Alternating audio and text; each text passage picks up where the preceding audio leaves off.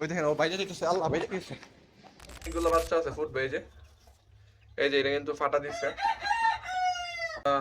এটা কিসের বাচ্চা আমি বুঝতেছি না, এটা সম্ভবত দেশি মুরগির বাচ্চা। না, দেশি মুরগির বাচ্চা না, কারণ এটার বাচ্চা হইলে পাক।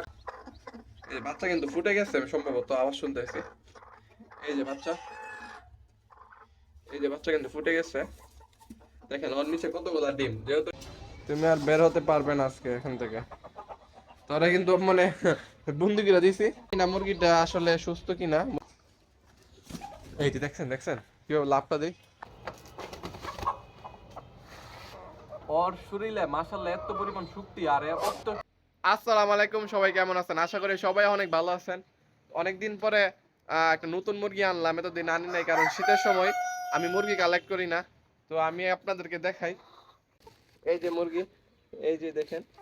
এটা আসলে এটা আসলে সিল্কি মুরগি।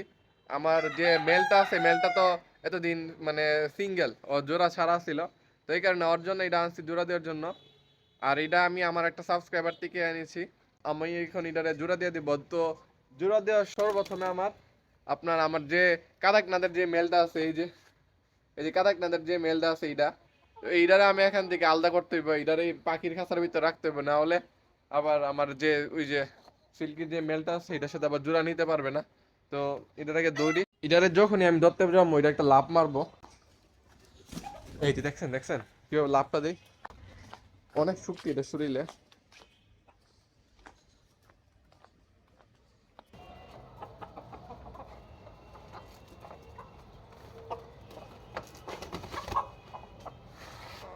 ওর শরীরে মাশাআল্লাহ এত পরিমাণ শক্তি আর আর ওর শরীরের মানে মাসেল গুলো অনেক শক্ত, পা গুলো অনেক শক্ত।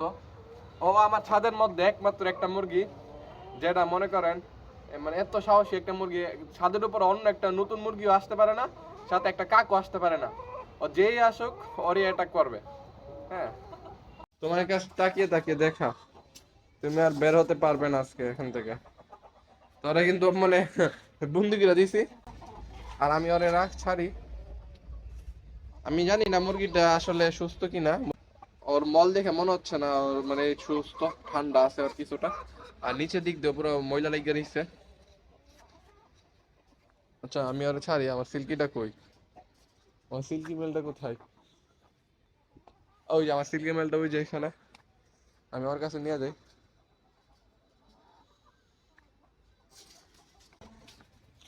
আর একটা সিল্কি মেল আসছে।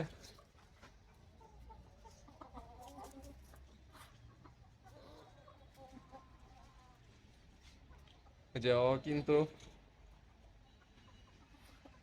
ওই কালোটা দেখেন বের হওয়ার জন্য কি করতেছে। হ্যাঁ, লাগাই ফেলতে হবে।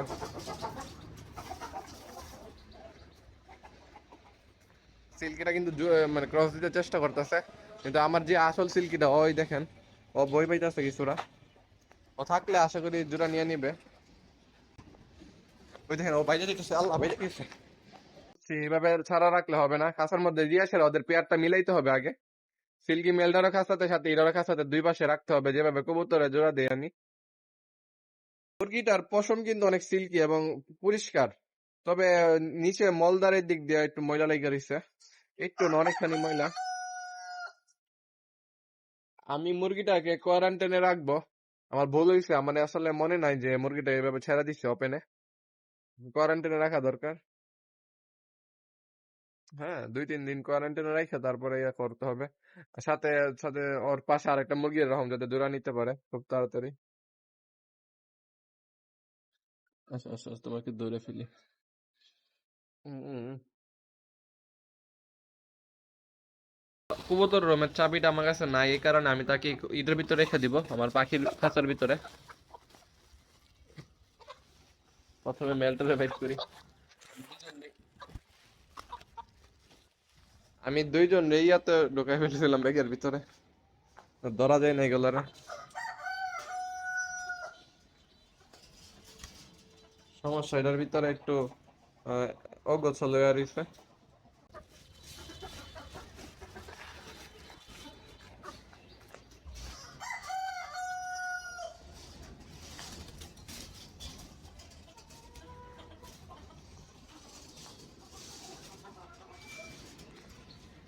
আমি মুরগিটার এখন খাবার দিব না, আর কিছুক্ষণ পরে খাবার দিই, 1-2 ঘন্টা পরে, কারণ ও এক জায়গাতে ফ্রি হোক আগে। ফ্রি না হইলে ওরে খাবার দিব না, জায়গাটা একটু চিনুক। আর আজকে আমাদের এখানে টোটাল 6 ঘন্টা পর্যন্ত কারেন্ট থাকবে না, যেহেতু ইনকিউবেটর কারেন্ট না থাকলে সমস্যা, আর ব্যাটারিতে তেমন ব্যাকআপ দিতে পারে না ব্যাটারি। এই কারণে আমি দেশি মুরগির নিচে, আমাদের যে প্রাকৃতিক ইনকিউবেটর, দেশি মুরগির নিচে সবগুলা ডিম বসাই দিছি। ইনকিউবেটর যত ডিম আছিল আর সাথে দেশি মুরগির নিচে তো আগের থেকে অনেক ডিম আসছিল। তো এখন টোটাল মিললে অনেক ডিম হয়ে গেছে, আমি যদি আপনাদেরকে দেখাই। আর মজার কথা হয়েছে, কিছু বাচ্চা ইনকিউবেটর থেকে আজকালকে ফুটে বের হওয়ার কথা ছিল, তো ওই বাচ্চাগুলো হ্যাচ হওয়া শুরু করে দিছে। ওর কাছে গেলে ও যে কত রঙের সুর বাইর করে, ওর কাছে গেলে কত রঙের সুর বাইর করে। হ্যাঁ, এই বাচ্চা কিন্তু ফুটে গেছে, আমি সম্ভবত আওয়াজ শুনতেছি। এই যে বাচ্চা, এই যে বাচ্চা কিন্তু ফুটে গেছে। দেখেন ওর নিচে কতগুলা ডিম, যেহেতু এগুলো বাচ্চা আছে ফুটবে। এই যে এটা কিন্তু ফাটা দিচ্ছে। কতগুলা ডিম, টোটাল মনে হয় 20-25টা ডিম হবে। ডিমগুলো একটু এইদিকে দিয়ে দিই, উপরে দিয়ে দিই।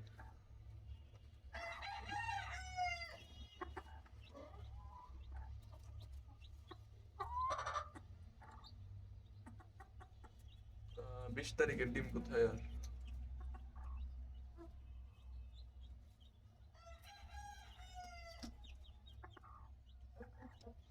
আসলে ডিমগুলো কারেন্ট না থাকলে ডিমগুলো নিয়ে আমি ওই বিপদে পড়ে যাই গা। এই কতগুলা ডিম, এটা বেকার এতগুলা ডিম নিয়ে তো এটা পোষা সম্ভব না, মুরগিটা ছোট।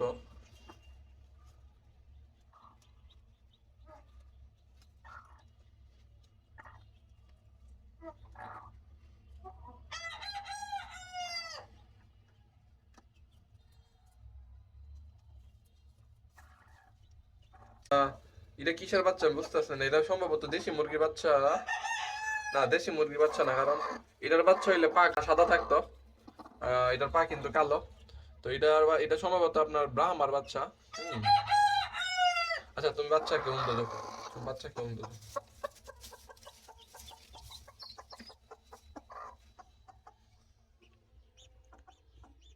যাক, ওরে আর জ্বালামো না, আমি যেটা দেখতাম আসছিলাম ওইটা ঠিক আছে।